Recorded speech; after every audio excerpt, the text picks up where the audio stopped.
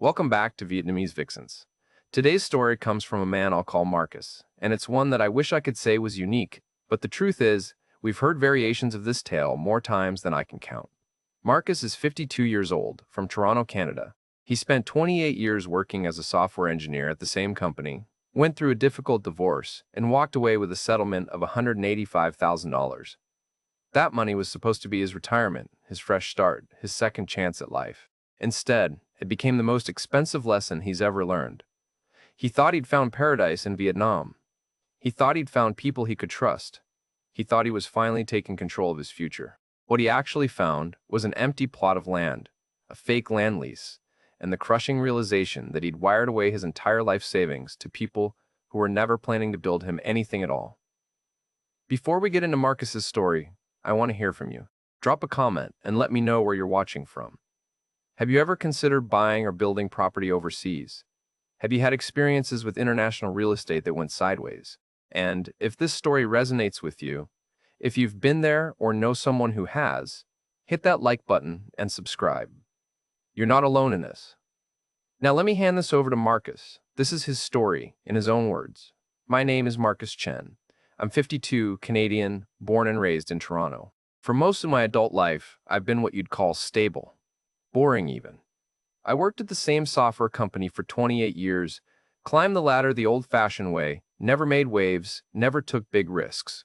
I married my college girlfriend when I was 26. We had 2 kids. We bought a house in the suburbs. I drove a Camry. I mowed the lawn on Saturdays.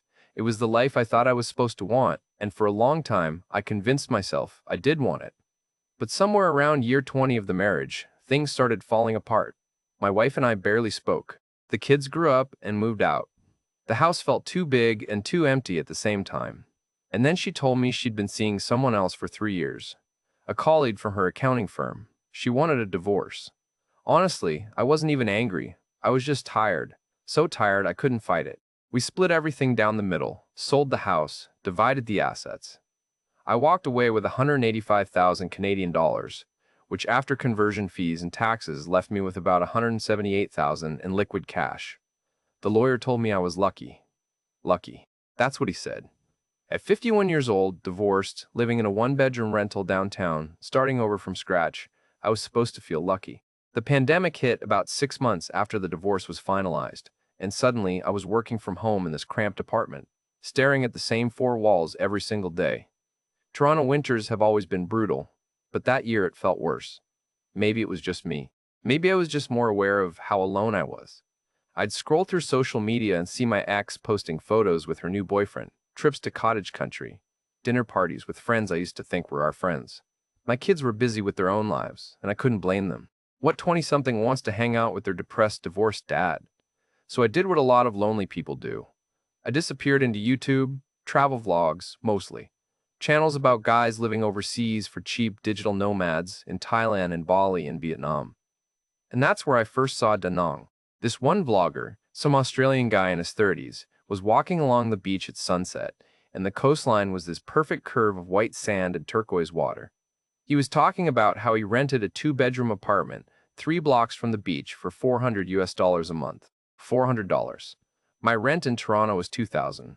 He showed the street food, the coffee shops, the motorbikes zipping around like organized chaos. And he kept saying the same thing over and over. Your money goes so far here. You can actually live here. You can build a life here. I watched that video maybe 10 times. Then I watched 50 more just like it. And somewhere in all that watching, I started thinking, why not me? What was keeping me in Toronto? My job could be done remotely. My kids had their own lives. My ex-wife sure as hell didn't need me around. I had money in the bank, not enough to retire in Canada, but maybe, just maybe, enough to retire somewhere else. So in February of 2024, I booked a 3-week trip to Vietnam, called it a vacation, told my kids I was doing some soul searching. The truth is, I was auditioning a new life. I landed in Da Nang on a Wednesday afternoon, and the heat hit me like a wall the second I stepped off the plane. It was 32 degrees Celsius, humid, sticky, and I loved it. After 6 months of Toronto winter, that heat felt like proof I was somewhere different, somewhere new. I took a taxi to my hotel, and the whole ride I just stared out the window. Motorbikes everywhere. 3 or 4 people crammed on a single bike. Women in conical hats selling fruit on the street corners. Buildings painted in pastel colors with laundry hanging from every balcony. It was loud and chaotic and nothing like the sterile silence of my apartment back home. That first week, I did all the tourist things. Walked the Dragon Bridge, ate banh mi and pho from street vendors, drank iced coffee that was so strong and sweet it felt like liquid energy. I rented a motorbike, even though I'd never ridden one before, and almost got myself killed 3 times in the first hour. But I figured it out. And every morning, I'd wake up and walk down to Mai Kea Beach, watch the sun come up over the South China Sea, and think, I could get used to this. I started going to expat meetups. There's a whole community of Westerners living in Da Nang, mostly retirees and remote workers, and they meet up at bars and coffee shops. That's where I met other people like me. Guys from Australia, the UK, the States, Germany. All of them had the same story. Burned out, divorced, sick of the rat race back home, came to Vietnam, and never left. One guy from California told me he'd been living there for 5 years on $1,500 a month, and he'd never been happier. Another guy, British, owned a little bar near the beach and said property values were exploding. If you buy now, you'll double your money in 5 years, he said. I didn't come here planning to buy property. I swear I didn't. I just wanted to see if I could stand living there for a few weeks. But the more I talked to people, the more this idea started forming in my head. Why rent for the rest of my life when I could build something? Why throw money away on rent when I could invest it and actually own a place? That's when I met Lynn. It was at one of those expat meetups, a Friday night at a rooftop bar downtown. She was early 30s, Vietnamese, spoke perfect English with this slight British accent she said she picked up studying in London. She wasn't part of the expat crowd, but she wasn't out of place either. She worked as a property consultant, helping foreigners navigate the real estate market. And she was good. Confident, knowledgeable, always had an answer. Someone introduced us, and we got to talking. I told her I was thinking about staying long-term, maybe buying a place. She lit up. Oh, you should absolutely buy, she said. Or better yet, build. Build? I asked. She nodded. Buying is fine, but you're paying for someone else's vision, someone else's design. If you build, you get exactly what you want, and it costs half as much. I liked the way she talked. Direct, no nonsense. She wasn't trying to sell me, or at least it didn't feel like she was trying to sell me. She felt like someone who genuinely wanted to help. Over the next few days, she showed me around, took me to see condos, townhouses, a few villas outside the city, and every time, she'd point out the flaws. This one's overpriced. That one has bad feng shui, you'll never resell it. This developer is known for delays. She was protecting me, or so I thought. And then she said, I want to show you something. Let me introduce you to my uncle. His name was Ansh CC. Mid-50s, stocky, always wore a polo shirt, and had this gold watch that looked expensive. Lynn said he'd been a contractor for 20 years, built dozens of villas for expats, had all the right connections with the local government. We met him at a coffee shop near the Han River, and he had a whole presentation ready for me. Photos of completed villas on his phone, WhatsApp messages from happy clients. Western guys just like me, all raving about how professional he was, how he finished on time, under budget. He showed me floor plans, design options, talked about materials and timelines, and then he said the magic words. For a 120 square meter villa, modern design, high quality finishes, I can do it for $70,000 US. 8 months, start to finish. All permits, all fees, everything included. I did the math in my head. $70,000 for the build. Maybe another $40,000 to secure a 50-year land lease. That left me with enough to live on, maybe even invest a little. It sounded too good to be true, which should have been my first red flag. But Lynn jumped in and said, my uncle's price is fair. I've seen other contractors charge double for the same work. He's giving you a good deal because you're my friend. Friend, she called me her friend. I'd known her for less than a week, but she called me her friend, and I wanted to believe her. We spent the next 2 weeks looking at land. Lynn took me to different plots around the city, explaining the zoning laws, the development potential, the neighborhoods. She kept saying, this area is going up 15% a year in value. In 5 years, your villa will be worth $200,000 US minimum. You're not just building a house, Marcus, you're making an investment. And God help me, I believed her. I wanted to believe her. Because for the first time in years, someone was paying attention to me.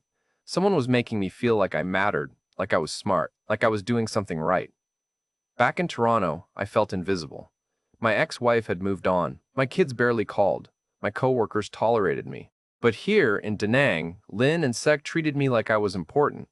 They answered my questions, they laughed at my jokes. Lynn would text me good morning every day, ask how I slept, suggest places I should visit.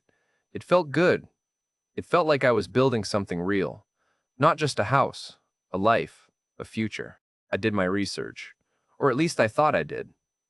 I joined Facebook groups for expats in Vietnam, read through threads on Reddit about buying property, Googled articles about foreign ownership laws. I learned that foreigners can't technically own land in Vietnam, but you can lease it for 50 years and own the structure you build on it. That seemed reasonable. I learned about the Pink Book, the Sign Young, the official ownership certificate you need to prove you own the property. Lynn explained it all to me. Once construction is done, we register the property in your name, you get the Pink Book, and it's yours for 50 years. Simple. I asked to see examples of Chi's work in person, and he took me to a villa about 20 minutes outside the city. Beautiful place. 2 stories, modern design, floor-to-ceiling windows, a little garden out front.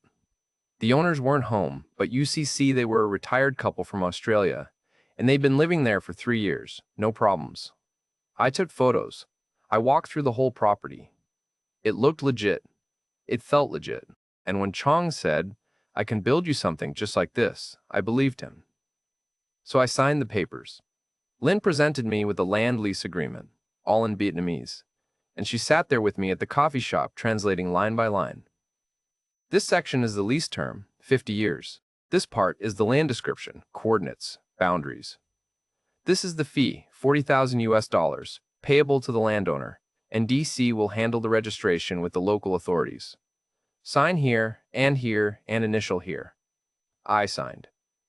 I didn't get an independent translator. I didn't hire a lawyer. I trusted her.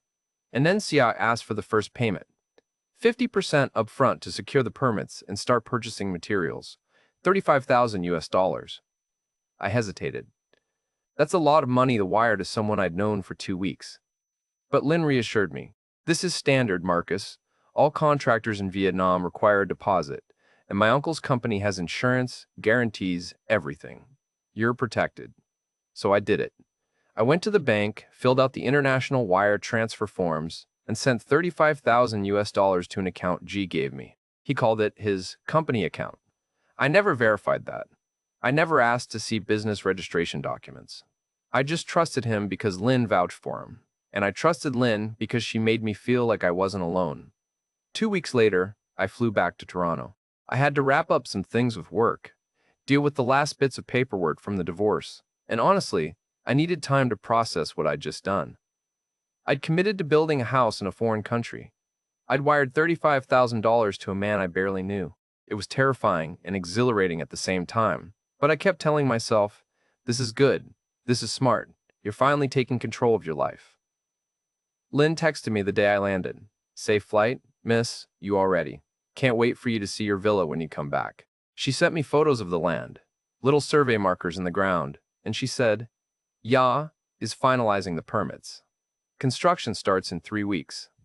I showed those photos to my kids over a video call, told them I was building a retirement place in Vietnam, that they could come visit anytime, that it was going to be beautiful. They seemed happy for me, or at least they pretended to be. My daughter asked if I was sure about this, and I laughed it off. I've done my research, sweetie. It's a solid investment. But late at night, alone in my apartment, I'd lie awake and think, what if I'm wrong? What if this is a mistake? And then I'd text Lynn, and she'd send me some encouraging message, and the doubt would fade. She had that effect on me. Made me feel like everything was going to be okay. Made me feel like I wasn't stupid for trusting her. And so I kept trusting her, even when every instinct I had was whispering that something didn't add up. I just wanted it to be real so badly that I convinced myself it was. The first month back in Toronto, I was riding high. I'd check my phone constantly, waiting for updates from Lynn. She'd send me messages every few days. Permit processing is moving along. .ec says we should have approval by next week. The weather's been good, perfect for starting foundation work. I'd stare at those messages during work meetings, during dinner alone at my apartment, before bed. They were proof that something real was happening halfway around the world. that I hadn't made a mistake, that my money was working for me. I told my coworkers about it, casually, like it wasn't a big deal, but inside I was bursting with pride. Yeah, I'm building a place in Vietnam, retirement property. Should be done by fall. They'd nod politely, but I could tell some of them thought I was crazy. One guy asked if I was worried about getting scammed, and I laughed it off. I've done my research. I've got good people handling it. Good people. That's what I called them. Week 6, Lynn sent me a message. Small delay with the permits. Local authorities need some additional documentation. Nothing to worry about, just bureaucracy. Should be sorted in 2 weeks max. I didn't think much of it. I'd worked in corporate environments long enough to know that paperwork always takes longer than expected.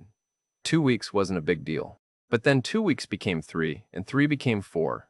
And every time I'd ask for an update, the answer was always the same. Almost there. Just a few more days. Any day now.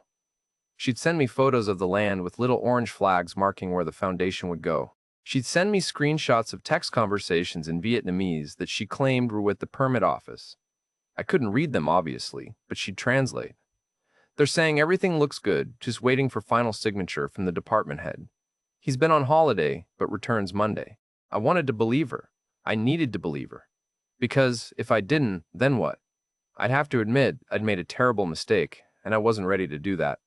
Month 2, Lynn sent me a photo that made my heart jump. It was a construction site, or what looked like one. Dirt had been moved around. There was some kind of wooden framing on the ground, and she captioned it, "Foundation work beginning."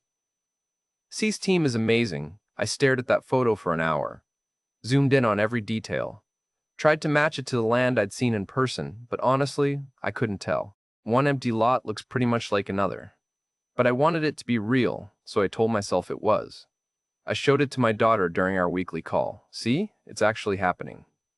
She smiled, said, "That's great, Dad," but I could hear the skepticism in her voice. She didn't say it, but I knew what she was thinking. You sent money to strangers in a foreign country. You're going to get burned. I told myself she just didn't understand. She'd never taken risks like this. She'd never had to rebuild her life from scratch. That same week, she messaged me directly. "Marcus, we need to move forward with the second payment. Materials are getting expensive, and we need to purchase cement, steel, roofing supplies before prices go up further. $20,000 will cover everything." I hesitated. I was only 2 months in, and I'd already wired $35,000. Now he wanted another 20, but Lynn backed him up. "This is normal, Marcus. Construction costs are rising across Vietnam. If we don't buy materials now, the price could increase by 10 or 15% in the next month. You'll end up paying more in the long run." She made it sound so logical, so reasonable. And I thought about all the construction projects I'd seen back in Toronto, how costs always ballooned, how delays always meant higher expenses. So I wired the money. Another $20,000, 55,000 total now, more than a quarter of my entire life savings, gone. After I sent that second payment, the communication started to slow down. Lynn used to text me every day, but now it was every few days, then once a week. When I'd message her asking for updates, she'd respond with short answers. "Everything's progressing. Weather's been rainy, slowing things down a bit. I'll send photos soon." But the photos never came. Or when they did, they were blurry, taken from far away, impossible to make out any real detail. I started asking more specific questions. "Can you send me a video walkthrough of the site? Can I get receipts for the materials? Can I see the actual permits?" Her responses became defensive. "Marcus, you need to trust us. We're working hard for you. I'm juggling 5 other clients right now. Thesis crew is doing their job. You can't micromanage everything from Canada." That word, trust, started to feel like a weapon she was using against me. Every time I questioned something, she'd tell me I needed to trust her. And I felt guilty for doubting her, like I was being ungrateful or paranoid. Month 3, I started doing more digging. I joined more Facebook groups, read more Reddit threads, and this time I wasn't looking for success stories. I was looking for warnings. And I found them. Dozens of posts from expats who'd been scammed building property in Vietnam. The patterns were always the same. Smooth-talking local who speaks perfect English. Promises of cheap construction. Requests for money up front. Delays with permits. Vague excuses. And then disappearance. I read one post from a guy in Germany who'd lost 80,000 euros trying to build a guest house in Hoi An Not, never saw a single brick laid. Another guy from Australia, same story, different city. The more I read, the sicker I felt. But I kept telling myself, that's not me. Those guys didn't do their research. They didn't have someone like Lynn. She's different. She's legitimate. Except deep down, I was starting to wonder if I was just lying to myself. I reached out to some of the expats from the meetups I'd attended in Da Nang, sent them messages on Facebook asking about Mossisi's company, asking if they'd heard of him. Most didn't respond. One guy did, a British expat who'd been living there for 7 years. He asked me for Cece's company registration number. I realized I didn't have it. He asked for the name of the company. I only had Cece's name. The guy wrote back, "Mate, that's a red flag. Every legitimate contractor in Vietnam has a business license you can verify through the government website. If you don't have that information, you need to get it immediately." I panicked. I messaged Lynn asking for the registration number. She replied 2 days later. "Why are you asking for this? Who have you been talking to? People are trying to scare you because they're jealous. My uncle is registered. I can send you the paperwork when I'm back in the office next week." Next week came and went. No paperwork. Month 4. I couldn't take it anymore. I booked a flight back to Da Nang, didn't tell Lang I was coming, didn't ask permission. I just booked the ticket, took 2 weeks off work, and flew out. It cost me $2,000 for the last-minute flight. $2,000 I couldn't really afford to spend, but I needed to see the property with my own eyes. I needed to see the progress. I needed proof that I hadn't been a complete idiot. I landed on a Tuesday morning, checked into a cheap hotel near the beach, and immediately pulled up the GPS coordinates for the land. Lynn had given them to me months ago, and I'd saved them in my phone. I took a taxi to the location, my heart pounding the entire ride. "This is fine," I kept telling myself. "It's going to be fine. You're going to see a half-built villa, and you're going to feel stupid for doubting them." The taxi dropped me off on a quiet street about 20 minutes outside the city center. Residential area, a mix of finished homes and empty lots. I checked the GPS. This was it, the exact coordinates. I looked around. Empty lot. Completely empty. No foundation, no construction materials, no workers, just dirt and weeds and a couple of plastic bags blowing in the wind. I stood there for maybe 10 minutes, just staring, trying to make sense of it. Maybe I had the wrong coordinates. Maybe I'd written them down wrong. I walked up and down the street, checking every empty lot within a 2-block radius. Nothing. No sign of construction anywhere. I tried talking to some of the neighbors, but most of them didn't speak English, and my Vietnamese was non-existent. One older woman just shook her head at me like I was crazy. I pulled out my phone and called Lynn. Straight to voicemail. I called again. Voicemail. I sent her a text. "I'm in Da Nang. I'm at the land. There's nothing here." "Where's the construction site?" She didn't respond for 6 hours. When she finally did, her message was short. "You're at the wrong location. I'll send you the correct address."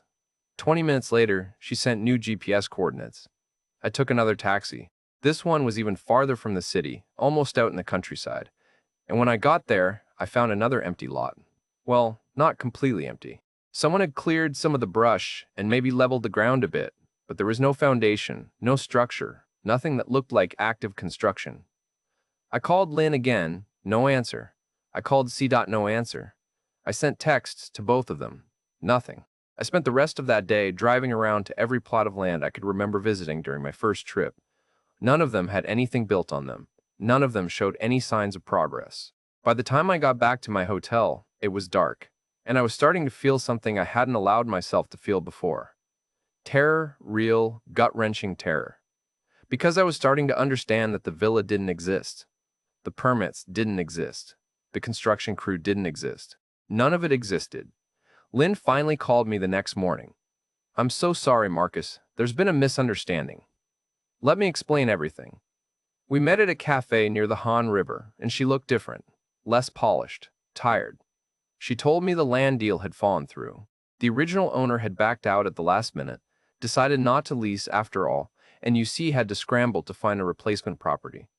That's why there's been a delay. That's why the location changed. But everything's fine now. The new land is better, actually. Bigger plot, better location. I asked to see it. She said it wasn't ready for viewing yet, still finalizing the paperwork. I asked for the permits. She said they were at TNC's office. I asked to go to the office. She said he wasn't there. He was meeting with suppliers in Hanoi. Every question I asked, she had an excuse for, and every excuse made me more certain that I'd been played. I asked to see receipts for the materials Sepp supposedly bought with my second payment. She said his office manager had all the financial records, and she was on vacation. I asked for the business registration number. She gave me a string of digits that she claimed was his license, but when I looked it up later on the government website, nothing came up. I asked her point blank, "Lynn, did you steal my money?" She looked hurt, genuinely hurt, or maybe she was just a good actress. "Marcus, how can you say that? I've been working so hard for you. I've been coordinating everything. You're being paranoid. This is just normal construction delays. It happens all the time." But I didn't believe her anymore. I couldn't, because nothing she said made sense, and every answer she gave just created more questions. That afternoon, I found a local lawyer through a Google search. English-speaking, specialized in property law. His name was Tuan, and his office was in a small building downtown. I paid him $500 for a consultation, and I brought all my documents. The land lease, the contracts, the wire transfer confirmations, everything. He looked through it all, and I watched his face. He didn't say anything for a long time, just read, flipped pages, made notes. And then he looked up at me and said, "Mr. Chen, I'm very sorry, but you've been defrauded." I felt my stomach drop. "What do you mean?" He pointed to the land lease. "This document is not legally valid. The signatures are forged. The land described here is currently registered to a different family, and they have no record of any lease agreement." I felt like I couldn't breathe. "So I don't own anything?" He shook his head. "You don't own anything. The money you wired, where did it go?" I showed him the bank account information. He looked it up. "This is not a registered business account. This is a personal account, likely opened specifically to receive your funds." I asked him if I could get my money back. He said, "You can file a police report, but I must be honest with you. The recovery rate for these types of scams is almost zero. The police will tell you it's a civil matter. You'll need to pursue it through the courts, which will cost more money, take years, and even if you win, the defendants will likely have already moved the funds and you'll never collect." I sat in his office for a long time after that, just staring at the wall. $55,000. Gone. Tuan was kind. He offered me tea. He told me I wasn't the first foreigner this had happened to, that he saw cases like mine every few months. "Vietnamese people can be very warm and welcoming," he said. "But there are always predators who target foreigners with money. They know you don't understand the language. They know you don't understand the laws. They exploit your trust." I asked him if he thought Lin and Wash C were working together. He nodded. "Almost certainly. This is a common setup. A young woman gains your confidence, makes you feel special. An older man plays the role of the reliable contractor. They coordinate their stories. They take your money. They disappear." I felt so stupid. So incredibly, painfully stupid. Because he was right. I'd wanted to feel special. I'd wanted to believe that Lin saw something in me. That I wasn't just another lonely divorced guy with money to burn. And that want, that pathetic, desperate want to matter to someone, had made me blind to every red flag, every warning sign, every obvious indication that I was being set up. I tried to file a police report. Spent an entire day at the station, dealing with the language barrier, getting told to come back with official translations of all my documents, getting shuffled from one officer to another. I paid for translation services, another $300. Came back the next day. The officer took my report, but I could tell he didn't care. "This happens a lot," he said through the translator. "Very difficult to catch these people. They use fake names, fake accounts. We will investigate, but don't expect fast results." I asked what my chances were of getting my money back. He just shrugged. I went back to the lawyer's office, asked him to help me track down Lin and Mishu. He said he'd try, but he needed a retainer. $5,000 to start, and no guarantees. I did the math in my head. I'd already spent $55,000 on the scam, $2,000 on flights, $500 on the first consultation, $300 on translations, another $1,000 on hotels and taxis. I had about $48,000 left, and this lawyer was asking for $5,000 more with no promise of success. I told him I needed to think about it. That night, I tried calling Lin one more time. Her number was disconnected. I checked her Facebook profile, deleted. Her WhatsApp, blocked. She'd erased herself. I tracked down the C through another expat who knew him. Turned out C hung out at a bar near the beach most evenings. I went there, waited for him. When he showed up, I confronted him, asked him where my money was, asked him why the villa was never built. He looked at me like I was bothering him. Lynn took the money, he said. She told me she'd handle the permits, she'd handle the payments. I trusted her. She scammed both of us. I knew he was lying. I could see it in his face, the way he wouldn't make eye contact, the way he kept glancing toward the door like he was planning his exit. "You're full of it," I said. "You were in on it together." He stood up, drained his beer. "I don't know what you're talking about. You have a problem with Lynn, take it up with her." And then he just walked out. Didn't apologize, didn't show remorse, didn't even pretend to care that he'd helped destroy my life. I went back to my hotel room that night and just sat on the edge of the bed in the dark. The air conditioning was broken, and the room was hot, and I could hear motorbikes buzzing past on the street below. I pulled out my phone and did the math again. Like somehow if I added it up differently, the numbers would change. 55,000 wired to C's fake company account. 2,000 for the flight back to Da Nang. 500 for the lawyer consultation. 300 for translations. 1,000 for hotels and food and taxis. Another 500 in miscellaneous expenses I couldn't even remember. $63,300. Gone. I had 48,000 left of my original 178,000. And I had nothing to show for it. No house, no retirement plan. Just a fake land lease and a growing understanding that I'd destroyed my future because I'd been too lonely and too proud to admit I might be getting scammed. I thought about calling my kids and telling them what happened. I couldn't do it. I thought about calling my ex-wife. God, I definitely couldn't do that. She'd have every right to say I told you so. And I couldn't bear to hear it. So I just sat there in that hot, dark room, listening to the city outside, feeling the weight of my own stupidity pressing down on me like something physical. And for the first time since the divorce, I wondered if I was going to be okay. Really wondered. Because it didn't feel like I was going to be okay. It felt like I'd just lit my entire life on fire and stood there watching it burn. I stayed in Da Nang, not because I wanted to, because I couldn't afford to leave.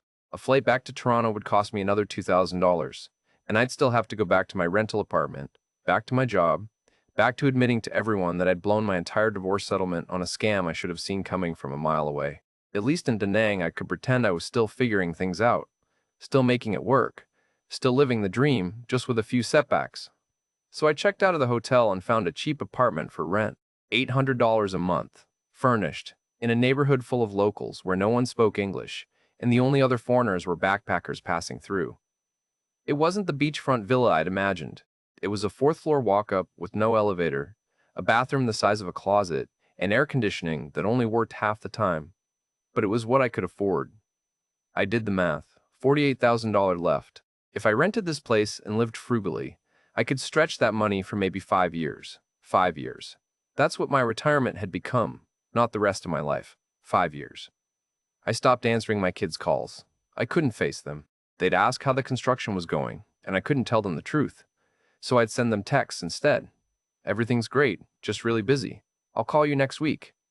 Next week would come, and I'd send the same message. Eventually, they stopped asking. My daughter sent me a message saying, "Dad, if you don't want to talk to us, just say so." I wrote back, "It's not that. I'm just dealing with some stuff right now." She didn't respond. I'd ruined that relationship too, apparently. Added it to the pile of things I'd destroyed. My ex-wife tried calling once. I ignored it. She left a voicemail. "Marcus, the kids are worried about you. If you're having some kind of midlife crisis, fine, but at least let them know you're alive." I deleted it without responding. What was I supposed to say? You were right. I made a terrible decision. I got scammed. I'm living in a crappy apartment in Vietnam, with barely enough money to survive. I told you I was building a villa, but actually, I just handed my entire future to strangers who disappeared. Yeah, that conversation wasn't happening. I barely left the apartment for the first 2 weeks. I'd order food delivery, cheap Vietnamese meals that cost $1 or $2. And I'd sit on the balcony smoking cigarettes I'd started buying from the shop downstairs. I hadn't smoked in 20 years, but I started again because it gave me something to do with my hands, something to focus on besides the constant loop of self-hatred running through my head. How could you be so stupid? How did you not see it? $55,000. You just gave them $55,000.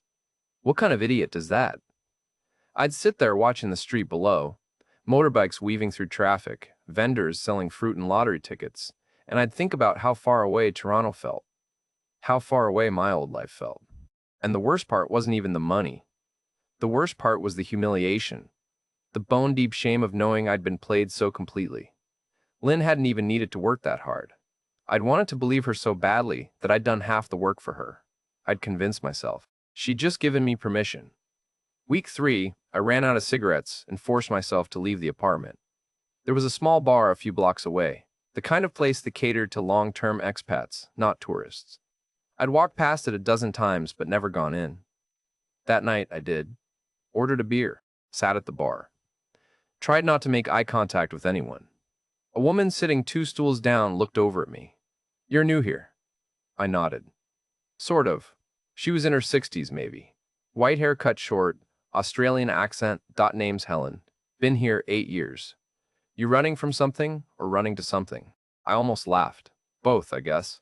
She ordered another beer and moved to the stool next to mine. "Let me guess. Came here thinking you'd found paradise. Met a local who seemed trustworthy. Lost some money." She said it so casually, like she was describing the weather. I stared at her. "How did you know?" She shrugged. "Because I've seen it 100 times. Hell, it almost happened to me when I first got here. Someone tried to sell me a bar that didn't exist. I got lucky. Had a friend who looked into it before I signed anything. But I watched it happen to a lot of guys. Always the same pattern." I told her the whole story. Every humiliating detail. The villa that was never built. Lynn and check. The $55,000. She listened without interrupting, and when I finished, she just nodded. "Yeah, that's a classic. You're not the first. Won't be the last." I asked her how many others she'd heard about. She thought for a moment. "Just last year, 4 cases that I know of personally. Australian guy lost 80 grand trying to build a guest house. American guy, similar story, disappeared with 60,000. German couple got scammed on a beach resort investment. And a British guy who thought he was buying into a restaurant that turned out to be completely fake. All of them thought they'd done their research. All of them thought they were smarter than the other idiots who got scammed." I felt my chest tighten. Why didn't anyone warn me? She gave me a look that was almost pitiful. "They tried. You just didn't want to hear it. None of them do. You thought you were different. You thought you'd figured out something everyone else missed. That's how they get you. They make you feel special." She was right. God, she was right, and it hurt to hear it. I had thought I was different. I'd thought I was smarter. I'd read the warnings and convinced myself they didn't apply to me because I had Lynn, and Lynn was genuine, and Lynn cared about me. Except Lynn didn't exist. Not really. The person I'd trusted was just a character she was playing, and I'd been so desperate to believe in that character that I'd ignored every single red flag. Helen bought me another beer.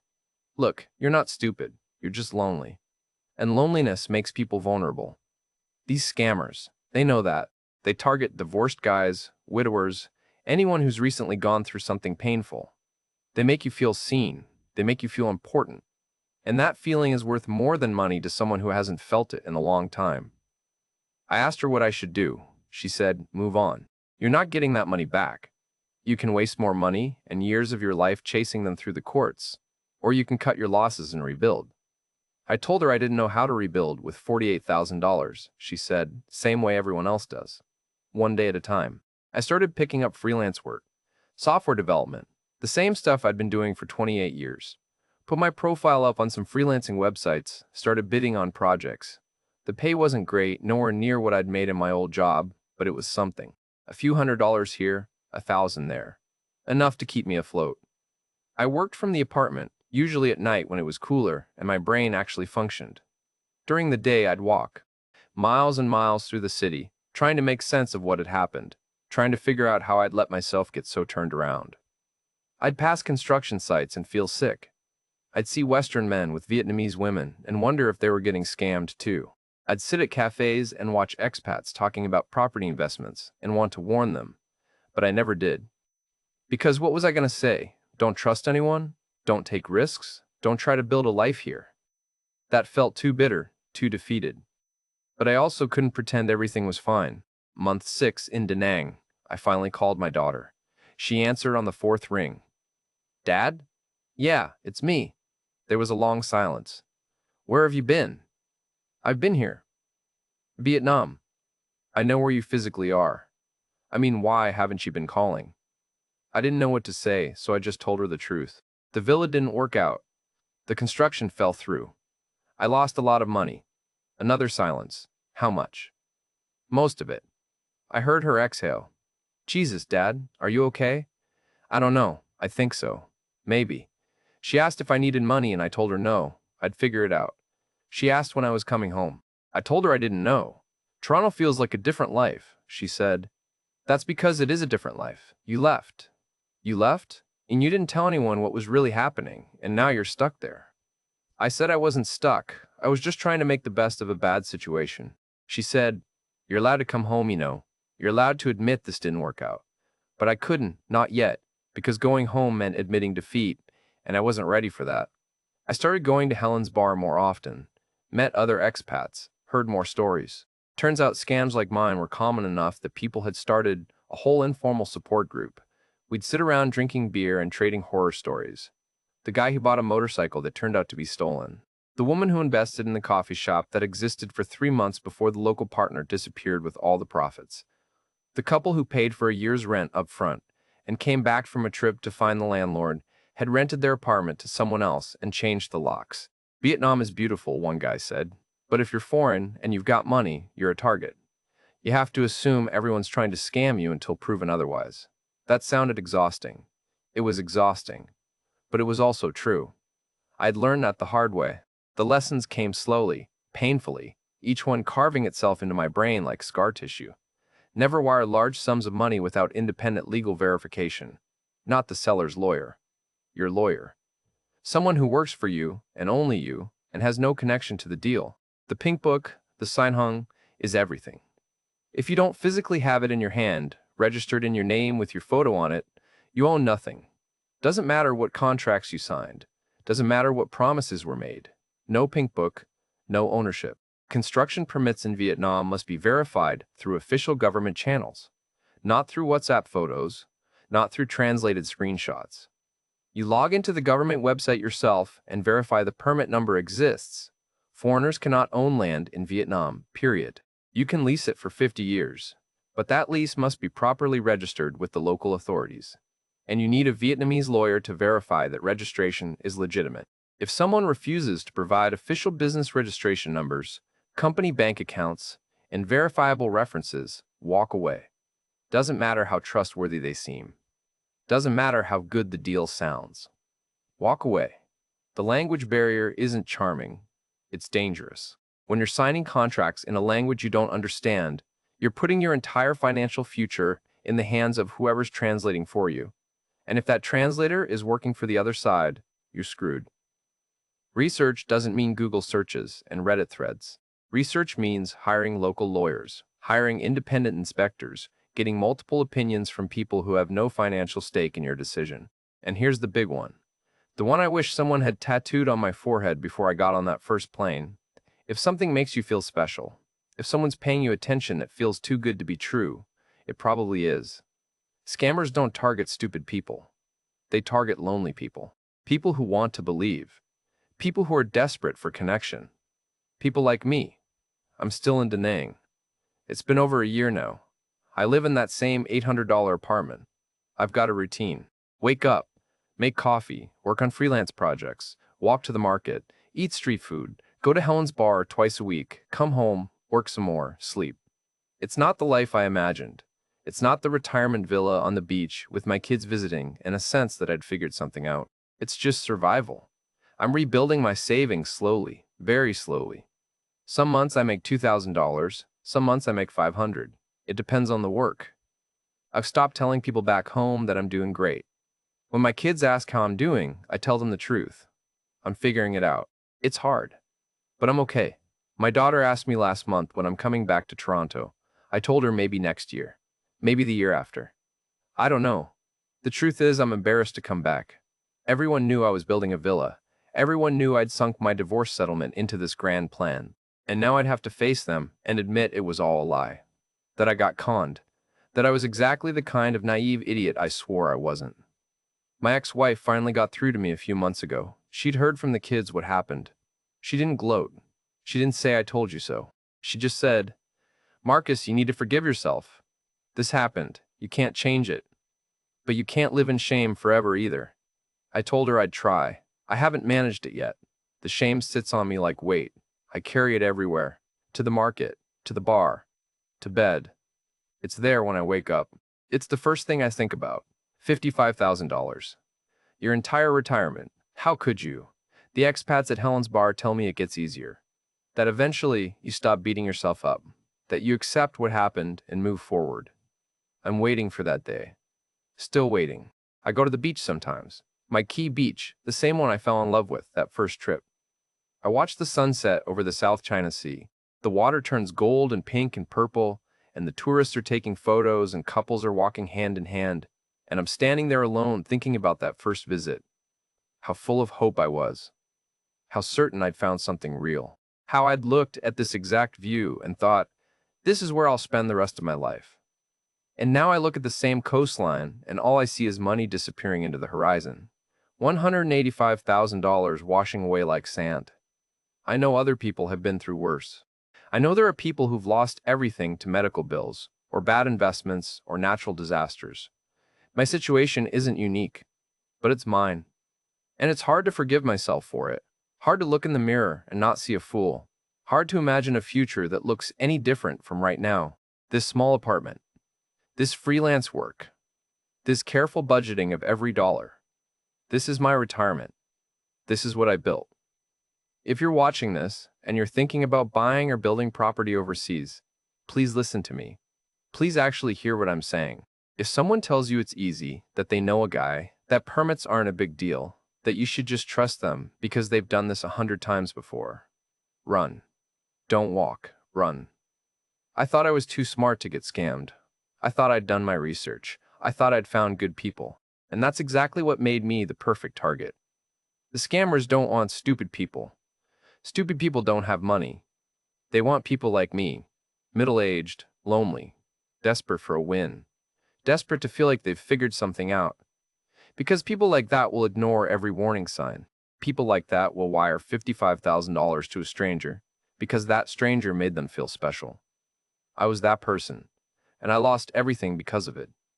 I'm not telling you not to invest overseas. I'm not telling you Vietnam is bad or that you can't trust anyone.